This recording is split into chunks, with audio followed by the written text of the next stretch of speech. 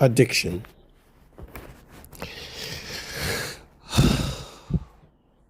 A word that seems familiar to 1 in 3 Americans. Either you are an addict or you know one. Your husband, your wife, your child, your mother, your father, your brother, your sister, a friend, a co-worker. We all are so intertwined with the world of addiction. Somebody who's needing a sponsor or going to AA. And addiction is never more pervasive as it is in the Western world. And it's no doubt because of the luxury of life and the access to any and everything that you could possibly want. Isn't that really the definition of the land of the free, to do as I want and get whatever I want, when I want it and how I want it? My right, my choice, my life. I can kill a baby if I want to and not go to jail. I can marry and divorce multiple times and not be considered an adulterer. I have such freedom, liberty, really, liberalism. And what natural man or woman would not like that when we are naturally born in sin, natural born killers, born in sin, conceived in iniquity? Of course.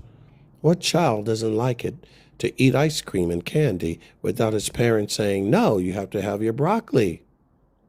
Of course not. Liberalism is the infantile mindset, the infant's mind. I don't have to go to bed now. I can play as long as I want. I don't have to do my homework. And you grow up rebelling against those, if you even have parents that try to train you right, rebelling against that to becoming the infant child. No one's the boss of me now. I can do whatever I want. I can steal, I can kill, I can sneak in an alley to get my drugs or get the prostitute. I can go to bed anytime or stay up all night in a club.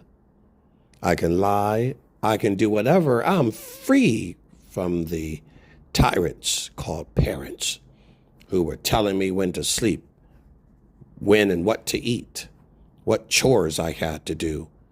Then they punished me, restricted me, took away the car keys, or didn't give me a car at all, put me in time out, or called juvenile hall. Now the boss. And this is what happens when you are given the power. You will not self-correct yourself. You will not self-police yourself.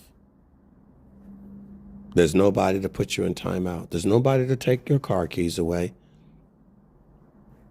Heck, you'll go and steal someone else's car now. Your carjack or hijack. Isn't that the truth? Isn't that really what addiction is? The constant pursuit of I need to feel good rather than I need to be good.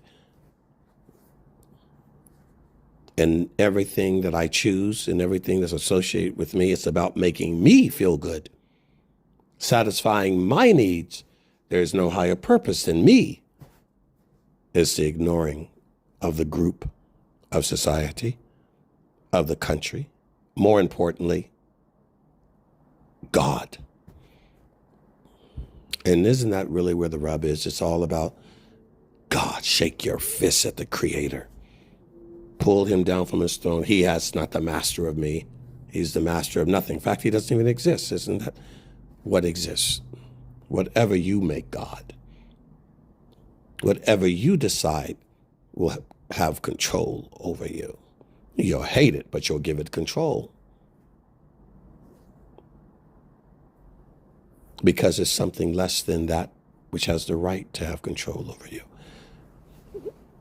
So the thing that you should be faithful to and submit to, you don't.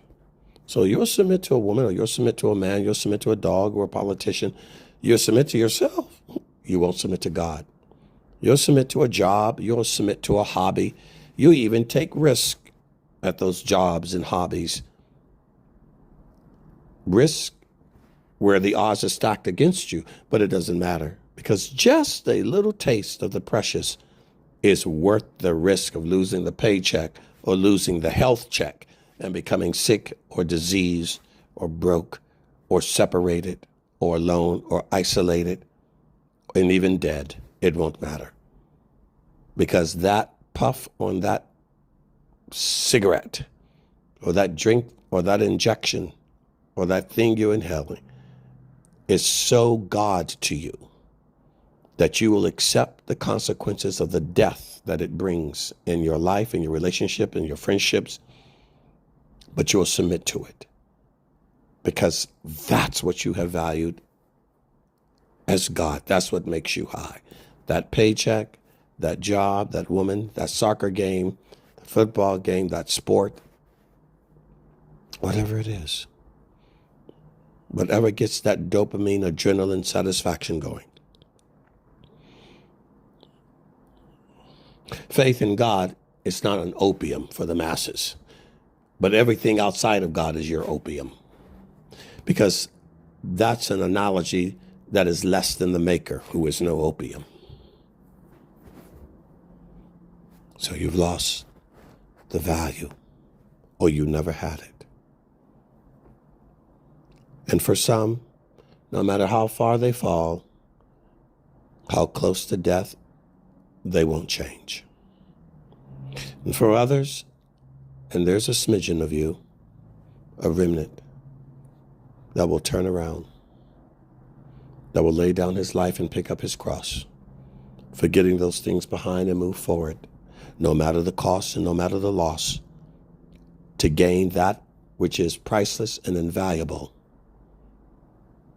eternal, irreversible,